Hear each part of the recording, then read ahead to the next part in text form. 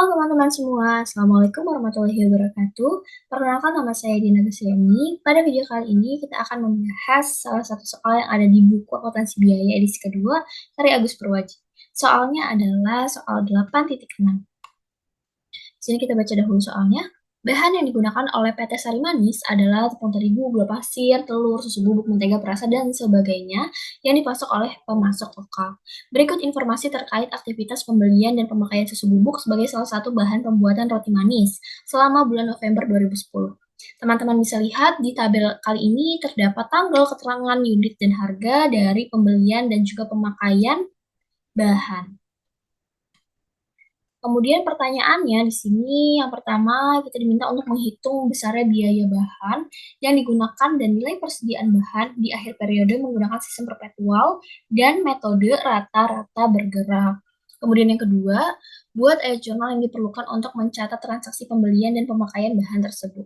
Teman-teman perlu perhatikan metodenya dan juga sistemnya. Karena di sini kita menggunakan sistem perpetual, berarti setiap kali kita melakukan pembelian ataupun pemakaian bahan, kita harus langsung mencatat transaksi tersebut. Kemudian karena metodenya adalah rata-rata bergerak, pada kartu persediaan nanti kita akan menghitung perubahan harga per unit dari bahan ketika kita melakukan pembelian dan harganya itu berubah dibandingkan dengan harga satuan sebelumnya. Kita akan langsung coba saja untuk menjawab pertanyaan yang pertama.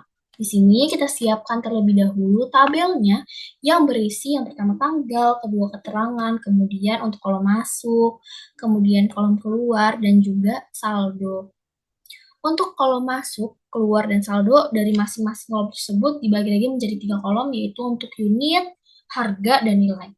Unit adalah tempat kita mencatat unit bahan yang digunakan atau dibeli dalam kilogram di sini konteksnya ya teman-teman. Kemudian untuk harga, kolom harga adalah untuk mencatat harga per kilogramnya dari bahan yang kita beli ataupun kita pakai.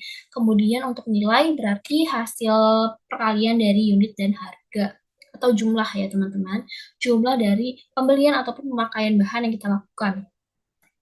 Untuk kolom masuk kita gunakan untuk mencatat pembelian bahan, kemudian kolom keluar untuk mencatat pemakaian bahan, dan saldo, kolom saldo untuk mencatat saldo akhir dari bahan itu sendiri per tanggalnya.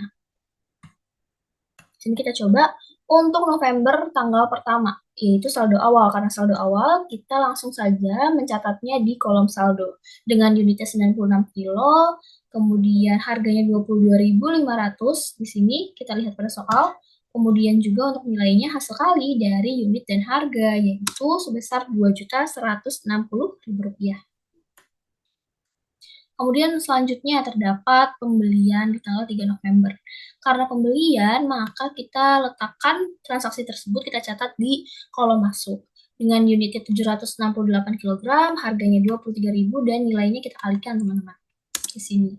Karena ini menggunakan, pencatatan kali ini menggunakan metode rata-rata bergerak, maka teman-teman bisa lihat terdapat perbedaan harga antara saldo awal di sini yang 22.500 besarnya. Kemudian teman-teman lihat pada tanggal 3 November transaksi pembelian harganya berbeda, yaitu 23.000, lebih tinggi dibanding yang sebelumnya kan. Intinya adalah adanya perbedaan harga per kilogram.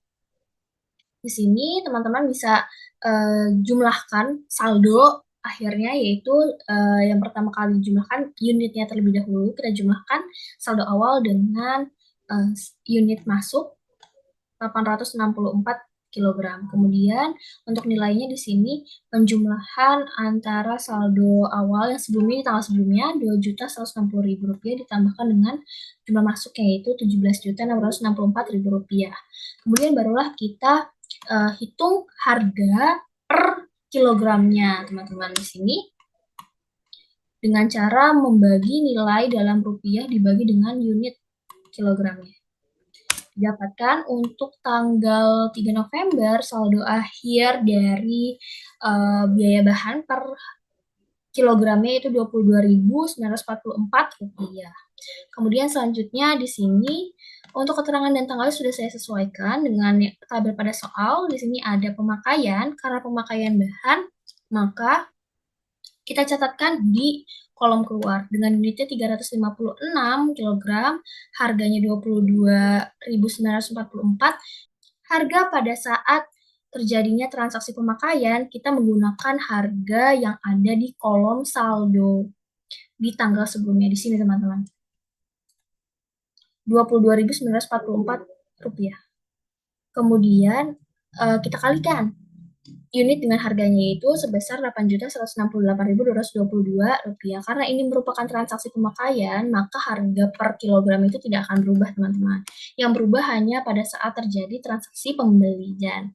Di sini teman-teman bisa kurangkan nilai dari saldo bahan yang sebelumnya, saldo akhir bahan sebelumnya 19.824.000 dikurangi dengan nilai saldo bahan yang digunakan sebesar Rp8.168.222. Kemudian teman-teman bisa menghitung unitnya. 864 kg dikurangi dengan 356 kg. Begitu seterusnya dengan cara yang sama apabila terjadi transaksi pemakaian dan pembelian di tanggal-tanggal berikutnya.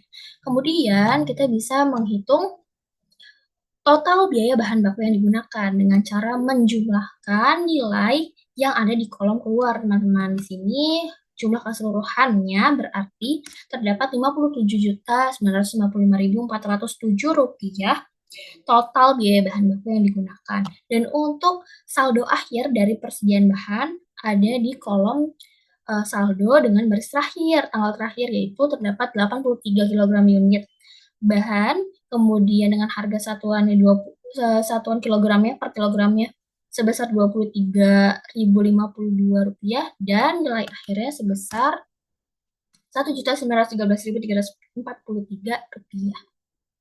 Kemudian selanjutnya kita beralih ke soal nomor 2, yaitu jurnal untuk setiap transaksi. Di sini kita siapkan terlebih dahulu kolom-kolom untuk jurnalnya dan juga tidak lupa untuk mencatat nama perusahaan, kemudian nama form, dan juga periode, yaitu November 2010. Untuk tanggalnya kita sesuaikan dengan transaksi. Di sini hanya terdapat 2 jenis transaksi, teman-teman, yaitu pembelian bahan dan pemakaian bahan. Untuk pembelian bahan, akun yang kita gunakan adalah persediaan bahan pada utang usaha, karena di sini kita asumsikan pembeliannya itu secara kredit ya, teman-teman. Maka akun yang digunakan adalah utang usaha. Dengan saldo kita sesuaikan yang ada pada kartu stok atau kartu persediaan. Di sini tanggal 3 November terdapat pembelian bahan, yaitu persediaan bahannya sebesar 17.664.000. Kita lihat di kolom nilai pada kolom masuk.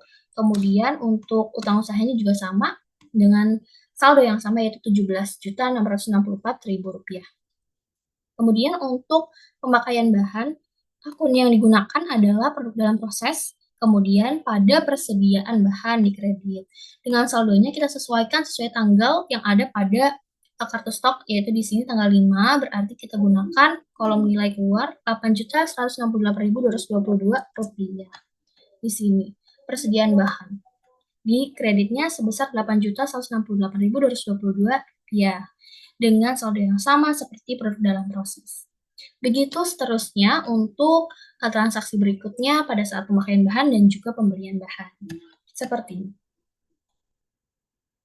Baik, sekian video Mentari pada kesempatan kali ini. Semoga video ini dapat membantu teman-teman semua. Sampai jumpa di video Mentari selanjutnya.